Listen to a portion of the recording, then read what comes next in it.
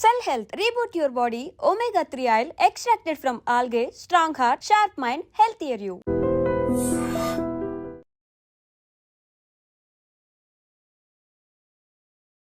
Welcome to iDream media. So జనరల్గా thyroid issue అండి చాలా మందిలో మనం చూస్తూ ఉన్నాం. చిన్నపిల్లలు ఈ ప్రాబ్లం అనేది ఎక్కువగా కనిపిస్తుంది. అసలు థైరాయిడ్ ప్రాబ్లం అంటే ఏంటి, ఎందుకు వస్తుంది, మనం ముందుగానే దాన్ని తెలుసుకోవచ్చా? సో వస్తే ట్రీట్మెంట్స్ ఏమున్నాయి, ఆహార నియమాలు ఏంటి, వివరాలు తెలుసుకుందాం. ఈరోజు మనతో పాటు ఉన్నారు ప్రముఖ internal medicine specialist doctor Rajesh Ukkala గారు. డాక్టర్ గారు నమస్తే అండి. డాక్టర్ గారు, ఇన్నేళ్ళ ఎక్స్పీరియన్స్లో థైరాయిడ్ పేషెంట్స్ ఎంత ఏజ్ వాళ్ళు వస్తూ ఉన్నారు? సో బేసిక్గా ఏంటంటే నేను చేసేదంతా అడల్ట్ మెడిసిన్ అండి. సో ఈ అడల్ట్ మెడిసిన్లో నేను గమనించిన ట్రాన్సిషన్ ఏంటంటే ఒక 20 సంవత్సరాల క్రితం థైరాయిడ్ అనేది పర్టికులర్గా ఓన్లీ విమెన్లోనే కనిపించేది. మెన్లో లిటరలీ అసలు థైరాయిడ్ అనేది ఉండేది కాదు. సో ఓవర్ ద ఇయర్స్ జరిగిన పరిణామాలు బేసిక్లీ ఏం జరిగింది అంటే ఈ మెటబాలిక్ డిజీజెస్ అనేవి పెరుగుతూ వచ్చాయి. సో లైఫ్ స్టైల్ డిజార్డర్స్లో థైరాయిడ్ ఒకటి ఇంపార్టెంట్ సబ్జెక్ట్గా మారిపోయింది. So thyroid literally means failure of the thyroid gland. ఏదైతే మెడ చుట్టూ ఇక్కడ ఉంటుందో థైరాయిడ్ గ్లాండ్ పనిచేయడం మానేసినప్పుడు ఆ హార్మోన్ ప్రొడక్షన్లో లోపాల వల్ల థైరాయిడ్ అనేది వస్తుంది. అయితే మేము చూసే థైరాయిడ్లో 90% థైరాయిడ్ అనగానే under active thyroid or hypothyroidism. అయితే ఒక 10% పీపుల్లో హైపర్ థైరాయిడిజం అంటే ఓవర్ యాక్టివ్ థైరాయిడ్ అనేది చూస్తూ ఉంటాం. ఇది కామనెస్ట్ ప్రజెంటేషన్స్. సో తరచుగా చూసేది ఏంటంటే ఎవరికైతే ఈ డయాబెటీస్ కానివ్వండి, హై కొలెస్ట్రాల్ కానివ్వండి, ఈ వీళ్ళలో highest rate of thyroid manifestations అనేవి జరుగుతాయి. సో ఇంటర్నల్గా చూసుకుంటే అనలిటికల్గా సైంటిఫిక్ డేటా మనం అనలైజ్ చేస్తే ఈ డయాబెటీస్కి థైరాయిడ్కి కనెక్షన్ ఉంది, హై కొలెస్ట్రాల్కి థైరాయిడ్కి కనెక్షన్ ఉంది, సమ్ కేసెస్లో బ్లడ్ ప్రెషర్కి కూడా కనెక్షన్ ఉంది. సో దాని కారణంగా మనకి ఈ థైరాయిడ్ డిజీజెస్ ఎక్కువగా కనబడడానికి మెయిన్ రీజను ప్రపంచవ్యాప్తంగా మనం పోల్చుకుంటే డయాబెటీస్ క్యాపిటల్గా మనం డిసైడ్ అయిపోయాము. ఆల్రెడీ డయాబెటీస్ క్యాపిటల్గా మనకి పేరుంది. సో డయాబెటీస్కి థైరాయిడ్కి కనెక్షన్ ఉంది కాబట్టి, మెటబాలిక్ డిసీజెస్ కనెక్షన్ ఉంది కాబట్టి, ఉపకాయానికి కనెక్షన్ ఉంది కాబట్టి ఇవన్నీ కూడా ఎక్కువగా ఈ మధ్య చూడటం జరుగుతుంది. లైఫ్ స్టైల్ డిజార్డర్ అంటే మెటబాలిజం లేదన్నా తేడా వస్తే థైరాయిడ్ ఇష్యూ అనేది వస్తుంది. అయితే పేరెంట్స్కి ఉంటే కూడా థైరాయిడ్ వస్తుందా? ఇది వరకు కొంత ఈ జెనెటిక్ డిజార్డర్ కింద అంటే ఆటో ఇమ్యూన్ డిజీజ్ అంటాం. ఈ ఆటో ఇమ్యూన్ డిజీజ్ ఒక కాంపనెంట్లో జెనెటిక్స్ కనెక్టెడ్ ఉంటుంది. సో దీంట్లోనే ఈ థైరాయిడ్ డిజార్డర్స్లోనే ఒక ఎంటిటీ హషిమోటోస్ డిజీజ్ అంటాం. ఇది auto immune disorder. Graves disease అంటాం, ఇది కూడా ఆటో ఇమ్యూన్ డిజార్డర్. సో ఇలాంటివి ఉన్నప్పుడు ఎస్ వంశపారంపర్యంగా రావడానికి ఇష్యూ ఉంది. బట్ ఇన్ జనరల్ ప్రాక్టీస్లో ఎక్కువగా చూసేది థైరాయిడ్ గ్లాండ్ ఫెయిల్యూర్, హైపోథైరాయిడిజంగా presentation most commonly associated with diabetes. అయితే డాక్టర్ గారు, థైరాయిడ్ ఉంది అని చెప్పడానికి ఎలాంటి లక్షణాలు కనిపిస్తాయి? సో జనరల్గా థైరాయిడ్ చాలా స్లో ప్రోగ్రెసివ్ డిజీజ్. సో ఇమ్మీడియట్గా కనుక్కోవడం కొద్దిగా డిఫికల్టీ. సో రిస్క్స్ ఏవైతే నేను ఎక్స్ప్లెయిన్ చేశానో వాళ్ళు కాన్స్టెంట్ స్క్రూటినీ అంటే ఇయర్లీ వన్స్ అన్న ఒకసారి చెక్ చేసుకోవడం అనేది ఇంపార్టెంట్. అదర్వైజ్ ప్రజెంటేషన్స్లో ఎక్కువ శాతంలో గొంతు కాస్త వాపు ఉంటుంది. కాస్త క్షుణ్ణంగా పరీక్షిస్తే కానీ తెలియదు, అది అంటే క్లినికల్ ప్రాక్టీస్లోనే వస్తుంది, అందరికీ అది ఏర్పడదు. ఆ వాపు కనిపిస్తుంటే ఎస్ సస్పిషన్ రావాలి. పర్టికులర్గా విమెన్లో సెన్సిటివ్ ఉంటుంది. Thyroid is a very important hormone విమెన్లో. సో వాళ్ళల్లో హెయిర్ ఫాల్, ఈ ఐబ్రోస్ చుట్టుపక్కల ఉన్న హెయిర్ ఊడిపోవడం, తర్వాత కోల్డ్ అనేది ఎక్కువగా ఫీల్ అవడం, అంటే మిగతా వాళ్ళు కంఫర్టబుల్గా ఉన్నప్పుడు వీళ్ళకి చలి పెట్టడం, తరచుగా డ్రై అయిపోవడం, హెయిర్ లాస్ బాడీ అంతా కనిపించడం, dryness of skin with scaling ఎక్కువగా కనపడడం, weight gain despite maintaining adequate amount of dietary restrictions, అలాగే స్లో హార్ట్ బీట్ ఫీల్ అవ్వడం, నీరసంగా అనిపించడం, కాళ్ళ వాపులు రావడం, అండ్ మెన్స్ట్రల్ సైకిల్స్లో డిఫరెన్స్ రావడం, యాక్టివిటీలో డిఫరెన్స్ రావడం, ఇలా చాలా విధాల థైరాయిడ్ వర్చువల్లీ ఆల్మోస్ట్ ఎవ్రీ అవయాన్ని ఎఫెక్ట్ అయినట్టు కనిపిస్తుంది. ఓకే, ఇప్పుడు ఇలాంటి లక్షణాలు కనిపిస్తేనే థైరాయిడ్ టెస్ట్ కోసం వెళ్ళాలా? నో, రిస్క్ ఫ్యాక్టర్స్ ఉన్న వాళ్ళందరూ చేసుకోవాలి. ఎవరైతే హై రిస్క్ ఫ్యాక్టర్స్ ఉంటాయో, మీరు అన్నట్టు ఫ్యామిలీ హిస్టరీ ఉన్నవాళ్ళు, డయాబెటీస్ ఉన్నవాళ్ళు, హై కొలెస్ట్రాల్ ఉన్నవాళ్ళు థైరాయిడ్ గురించి చెక్ చేసుకోవాల్సిన అవసరం ఉంది. ఓకే, 20 years వచ్చిన వాళ్ళందరూ కూడా ఒకసారి థైరాయిడ్ టెస్ట్ చేయించుకుంటే మంచిదంటారా డాక్టర్ గారు? అంటే నా జనరల్ రికమెండేషన్, ఇది వరకు నేను 35 years తర్వాత yearly once full body checkup చేసుకో అని చెప్పేవాడిని. కానీ in the recent past maybe about 5 yearsలో చాలా మందికి young heart attacks, young strokes, young blood pressures వస్తున్నాయి. పర్టికులర్గా ఎవరైతే స్ట్రెస్ ఫీల్డ్స్లో వర్క్ చేస్తున్నారో, అవుట్ ఆఫ్ అవర్స్ వర్క్ చేస్తున్నారో, నైట్ టైం స్లీప్ రెస్పాన్స్ తగ్గిపోవడం, స్ట్రెస్ లెవెల్స్ ఎక్కువ మెయింటైన్ చేసే వాళ్ళల్లో నేను రికమెండేషన్ ఫ్రమ్ 20 years ఆన్వర్డ్స్ చెప్తున్నాను. ఒక స్క్రీనింగ్ లాగా చేసుకోవడం ముఖ్యం, ఇయర్లీ వన్స్. దాని కారణంగా మనకి ఏదన్నా అర్లీ డిటెక్షన్ ఉన్నప్పుడు ప్రివెంటివ్ మెజర్స్ బెటర్గా ఉంటాయి. ఓకే, అయితే డాక్టర్ గారు థైరాయిడ్లో చాలా వచ్చిందంటే కొందరేమో బాగా లావైన వాళ్ళని చూస్తాము, కొందరేమో బాగా సన్నగిన వాళ్ళని చూస్తాము. ఇది ఎందుకంటారు డాక్టర్ గారు? సో నేను ఫస్ట్ ఇంట్రడక్షన్లో చెప్పిన విధంగా 90% of the thyroid is under active or hypothyroid. వీళ్ళలో వెయిట్ గెయిన్ అనేది కామన్ ప్రజెంటేషన్ సిమ్టమ్. అలాగే ఎవరైతే హైపర్ యాక్టివ్ థైరాయిడ్ ఉంటారో వాళ్ళలో వెయిట్ లాస్ అనేది ఎక్కువగా కనిపిస్తుంది. సో ఈ వ్యత్యాసం ఆ విధంగా ఒక డాక్టర్ కూడా అనలిటికల్గా చూసి ఏ విధమైన టెస్టులు చేయాలనేది డిసైడ్ చేస్తారు. హైపర్ యాక్టివ్ కూడా ఈ డయాబెటీస్లు, బీపీలు ఇలాంటి వాటి వల్లే వస్తుందా డాక్టర్ గారు? కనెక్షన్ అయితే ఉంది. థైరాయిడ్ డిజీజెస్కి ఈ డిజీజ్కి కనెక్షన్ ఉంది. ఆ ప్రెజెంటేషన్ వేరీ అవ్వచ్చు. అయితే ఉప్పు ఎక్కువగా తింటే ఒకలాంటి థైరాయిడ్, ఉప్పు తక్కువగా తింటే ఒకలాంటి థైరాయిడ్ వస్తుంది అంటారు, నిజమేనా డాక్టర్ గారు? అంటే యాక్చువల్లీ థైరాయిడ్ ప్రెవలెన్స్ అనేది ఐరన్ డెఫిషియన్సీ ద్వారా ఫస్ట్ ఐడెంటిఫై చేశారు. సో అప్పుడు యూనివర్సల్గా ఫోర్టిఫికేషన్ ఆఫ్ సాల్ట్ జరిగి ఐరన్ సప్లిమెంటేషన్ బాగా జరిగింది. సో ఇప్పుడు ఈ కాలంలో సాల్ట్ రిలేటెడ్ థైరాయిడ్ డిజీజ్ అనేది చాలా తగ్గిపోయింది. ఎందుకంటే ఆల్మోస్ట్ ఎవ్రీ సాల్ట్ మనం తినే దాంట్లో ఐడైజ్ సాల్ట్ అని చెప్పి రాసుంటుంది. ఆ ఐడిన్ కారణంగా వచ్చే లోపాలు ఇప్పుడు రావట్లేదు కాబట్టి iodine related hypothyroidism or thyroid disease అనేవి తక్కువైపోయాయి. ఓకే, అంటే రీసెంట్గా నేను విన్నాను ఏంటంటే డాక్టర్ గారు, సో ఇప్పుడు వైట్ సాల్ట్ అనగానే దాంట్లో మాకు ఎక్కువగా అది హానికరి కలిగించే బీపీ పెంచే అవి ఉంటాయి, సో అందువల్ల పింక్ సాల్ట్ మంచిదని మేము పింక్ సాల్ట్ తీసుకుంటూ ఉన్నాం. అసలు ఆ పింక్ సాల్ట్లో అయోడినే ఉండదు అంటున్నారు. దీనివల్ల కూడా మాకు థైరాయిడ్ ఇష్యూస్ వస్తున్నాయి అంటున్నారు, నిజమేనా? సో వాస్తవానికి దీని మీద ఒక పబ్లిష్డ్ మెటీరియల్ ఉంది, what is pink salt and what is fortified or iodised salt అని. వీటిని సైంటిఫిక్ అనాలిసిస్తో డేటా ప్రజెంటేషన్స్లో చూస్తే వర్చువలీ ఒక 5% ఆఫ్ డీవియేషన్ ఉందండి బిట్వీన్ దోస్ టూ సాల్ట్స్. అంతకన్నా ఎక్కువ డిఫరెన్సెస్ లేవు. So any salt is the same. మనం ఏదో ప్రీమియంగా పింక్ సాల్ట్ కొనుక్కున్నందువల్ల హెల్త్ బెనిఫిట్స్ అంత ఎక్కువగా లేవు.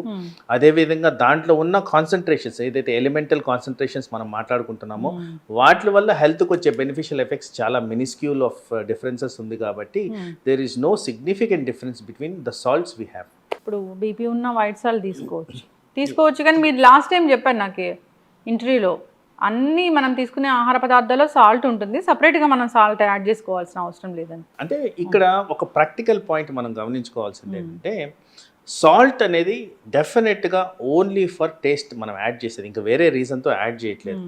దాన్ని ఎలా అలవాటు చేస్తే అలవాటు అవుద్ది. అయితే బాడీకి ఉన్న బ్యూటీ ఏంటంటే ఈ బ్రెయిన్ అండ్ టంగ్ రిసెప్టార్స్లో అడాప్టేషన్ అనేది ఉంటుంది. మీకు వారం రోజులు సాల్ట్ లేకుండా ఫుడ్ ఫోర్స్ఫుల్గా పెడితే వారం పక్క రోజు మీకు సాల్ట్ ఉన్న ఫుడ్ పెడితే మీరు తినలేరు. That is how the body adapts. So అందుకోసం ఇది అలవాటు చేసుకునే ప్రక్రియలోనే మనకి డిఫరెన్సెస్ అనేది వస్తాయి. So excess amount of salt is anyway bad for health కాబట్టి general recommendation is avoid salt. Yes doctor గారు, ఇప్పుడు హైపో కానీ హైపర్ కానీ థైరాయిడ్ ఇష్యూ అనేది వచ్చింది అంటే ఇప్పుడు ఎక్కువగా చూస్తుంది మీరు హైపోథైరాయిడ్ ఇష్యూ అయినా? హైపోథైరాయిడిజం మ్యాక్సిమంగా చూస్తుంటాం. ఓకే, సో ఇది వచ్చిందంటే జీవితాంతం పొద్దున్న లేవగానే ఒక టాబ్లెట్ వేసుకోవాలని చెప్తూ ఉంటారు, అది ఎందుకు డాక్టర్ గారు? సో వర్చువల్లీ నేను చెప్పినట్టు థైరాయిడ్ డిజీజ్ ఆర్ హైపోథైరాయిడిజం వచ్చేది ఒక అవయం ఫెయిల్ అయినప్పుడు, అంటే థైరాయిడ్ గ్లాండ్ ఫెయిల్ అయినప్పుడు. So production of thyroid hormone ఉండదు కాబట్టి మనం ఇచ్చే tablet thyroid replacement hormone. So ఆ హార్మోన్ లేకపోతే బాడీలో ఫంక్షనాలిటీస్ కాంప్రమైజ్ అవుతాయి కాబట్టి కంపల్సరీ హైపోథైరాయిడిజం డయాగ్నోసిస్ ప్రాపర్గా చేస్తే లైఫ్ లాంగ్ ట్రీట్మెంట్ తీసుకోవాలి. అయితే ఇక్కడ కొన్నిసార్లు ఫర్ ఎగ్జాంపుల్ జలుబు, దగ్గు ఆర్ ఈ ఫ్లూ జ్వరం వచ్చింది, ఆ టైంలో అబ్నార్మల్ థైరాయిడ్ రిపోర్ట్స్ వచ్చేదానికి ఆస్కారం ఉంది. అందుకోసమే దాన్ని ప్రాపర్గా అనలిటికల్గా చూసి అవసరమైతే ఒక 4 వారాలు 6 వారాలు వెయిట్ చేసి మళ్ళీ రిపీట్ చేసుకొని ప్రాపర్ అనాలిసిస్తో థైరాయిడ్ ట్రీట్మెంట్ అనేది స్టార్ట్ చేయాల్సిన అవసరం ఉంది. ర్యాండమ్గా స్టార్ట్ చేసి ఆప్ చేయడం అనేది చాలా దగ్గరలో జరుగుతూ ఉంటుంది, అది మంచిది కాదు. Proper analysis, proper diagnosis, proper conclusion అలా చేస్తే usually thyroid disease is long term disease. Okay, దీనికి టెస్ట్ అంటే బ్లడ్ టెస్ట్ అయినా డాక్టర్ గారు? బ్లడ్ టెస్ట్, కొన్నిసార్లు ఆ గ్లాండ్ స్కానింగ్ కూడా చేస్తామండి. ఒకవేళ బ్లడ్ టెస్ట్ లో తెలియంది స్కానింగ్ లో తెలుస్తుంది. అలా అట్లనే కాదు, వయసును బట్టి ఇప్పుడు సపోజ్ థైరాయిడ్ ప్రెజెంటేషన్ ఉంది, నేను అన్నాను 10% ఆఫ్ పీపుల్లో హైపర్ థైరాయిడిజం వస్తుందని. కొంత మనం గుర్తుపెట్టుకోవాల్సింది, పెద్ద వయసు ఉన్న వాళ్ళలో క్యాన్సర్ కూడా గుర్తుపెట్టుకొని చూసుకోవాల్సిన అవసరం ఉంటుంది. కొంత డౌట్ ఉన్న దగ్గర ఇది ఇన్ఫ్లమేటరీ రెస్పాన్స్ అని నేను అన్నాను, వైరల్ డిజీజ్లో కూడా ఇలాంటి వాపులు వస్తాయి అని. సో అలాంటిది ఏదైనా జరుగుతుందా, అలాంటి డౌట్ వచ్చినప్పుడు థైరాయిడ్ స్కాన్ చేసుకొని దాన్ని క్లియర్గా మనం ఎలిమినేట్ చేయడం అనేది జరుగుతుంది. ఓకే, అయితే ఈ థైరాయిడ్ ఉన్న వాళ్ళకి ఆహార నియమాలు చాలానే ఎక్కువగా చెప్తారు డాక్టర్ గారు. అసలు క్యాబేజ్, క్యాలీఫ్లవర్ ఇలాంటివి అస్సలు తీసుకోకూడదు అంటారు. సో ఒక ఎవిడెన్స్ బేస్డ్ మెడిసిన్గా లేదంటే అలోపతి ఒక సీనియర్ డాక్టర్గా ఏం చెప్తారు డాక్టర్ గారు? నిజంగానే ఫుడ్స్ అనేవి దాని మీద అంతగా ప్రభావం చూపిస్తాయి? క్లినికల్ ప్రాక్టీస్లో నేను మ్యాక్సిమం గమనించేది ఏంటంటే, టేకింగ్ ద ట్యాబ్లెటే పర్టికులర్గా ప్రాపర్గా ఉండదండి. అందరికీ చెప్పే రికమెండేషన్ ఏంటంటే అర్లీ అవర్స్ ఇన్ ద మార్నింగ్లో తీసుకోండి ట్యాబ్లెట్, ఒక 1 hour గ్యాప్ ఇవ్వండి. That is the first principle. రెండో ప్రిన్సిపల్ ఏంటంటే, కొంత sporadic cases, it is not a confirmed entity. మీరు చెప్పినట్టు ఈ కాలీఫ్లవర్, క్యాబేజ్, ముల్లంగి, పాలకూర, గ్రౌండ్నట్స్, వీటిలన్నిటిలో కాస్త ఇనిబిటరీ ఎఫెక్ట్స్ ఉంటాయనే కానీ అబ్సల్యూట్ కాంట్రా ఇండికేషన్ లేదండి. ఏ టెక్స్ట్ బుక్లో కూడా వీటి గురించి రాసి లేదు. కానీ కొన్ని స్పొరాడిక్ కేసెస్ ప్రజెంటేషన్స్లో ఇలాంటివి జరిగాయి కాబట్టి వీటిని తక్కువగా వాడండి అని చెప్తున్నామే కానీ అబ్సల్యూట్ మానేయమని అయితే చెప్పట్లేదు. ఓకే, థైరాయిడ్ హార్మోన్ అనేది సరిగా మీరు అన్నట్లుగా సరిగా రిలీజ్ అవ్వలేదు, ఆ గ్లాండ్ సరిగా పనిచేయలేదు అంటే జనరల్గా ఇప్పుడు ఇన్ఫెర్టిలిటీ ఇష్యూ అనేది మనం చూస్తాము, మీరు అన్నట్లు ఊబకాయం చూస్తాము, ఇంకా ఏం చూస్తాం డాక్టర్ గారు?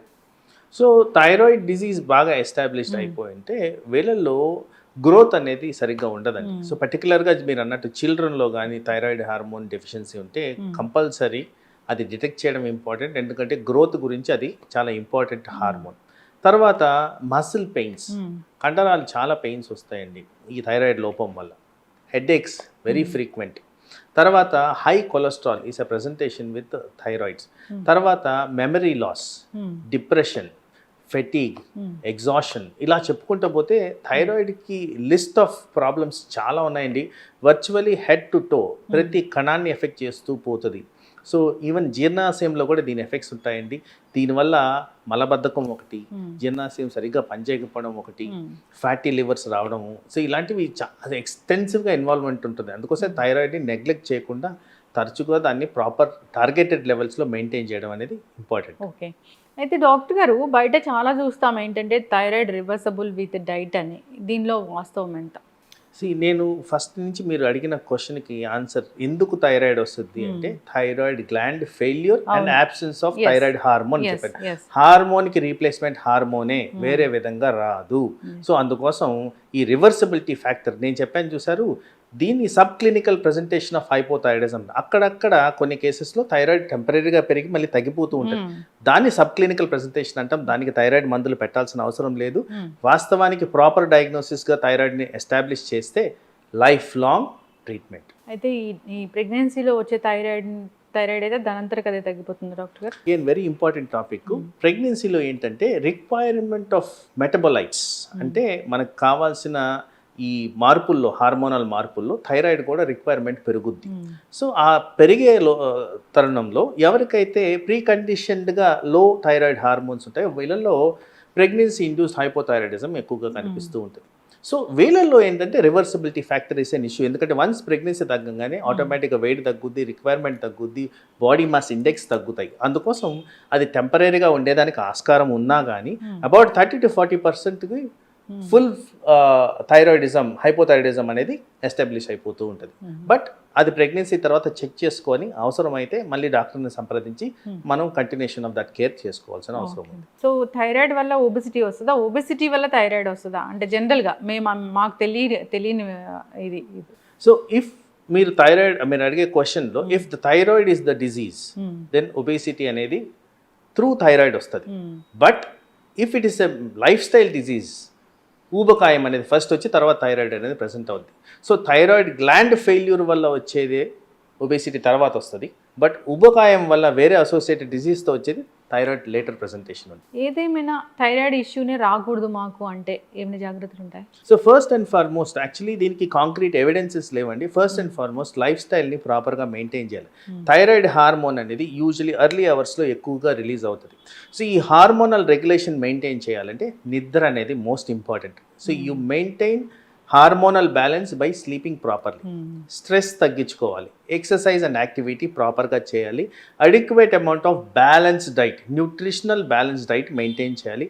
అవసరమైన చోట సప్లిమెంటేషన్ హెసిటేషన్ లేకుండా తీసుకోవాలి. ఇవన్నీ చేస్తే థైరాయిడ్ లోపాలు రాకుండా మనం కవర్ చేసుకోవచ్చు. ఎస్, ఖచ్చితంగా డాక్టర్ గారు చాలా చక్కగా చెప్పారండి. చక్కటి ఇన్ఫర్మేషన్ అండి. జనరల్గా ఏదైనా లక్షణాలు కనిపిస్తే లక్షణానికి ట్రీట్మెంట్ చేసుకుంటూ ఉంటాము. మెడికల్ షాప్కి వెళ్ళి ట్యాబ్లెట్స్ తెచ్చుకొని దానివల్ల ఇలాంటి లక్షణాలు కనిపించినప్పుడు ఈ థైరాయిడ్ అని తెలియక దాన్ని మళ్ళీ క్రానిక్ లాగా చేసుకుంటూ ఉంటాము. అలా కాదు, మీరు చెప్పిన వాటిలో ఏదైనా కొంచెం అబ్నార్మల్గా ఏదైనా ఇలాగ లక్షణాలు కనిపిస్తే ఒకసారి డాక్టర్ దగ్గరికి వెళ్తే వాళ్ళు పరీక్షలు చేసి అసలు ఏంటి అనేది కనుక్కుంటారు. ఈ ట్రీట్మెంట్ అనేది చాలా చక్కగా ఉంటుంది. చక్కటి ఇన్ఫర్మేషన్ డాక్టర్ గారు, ధన్యవాదాలు. నమస్తే.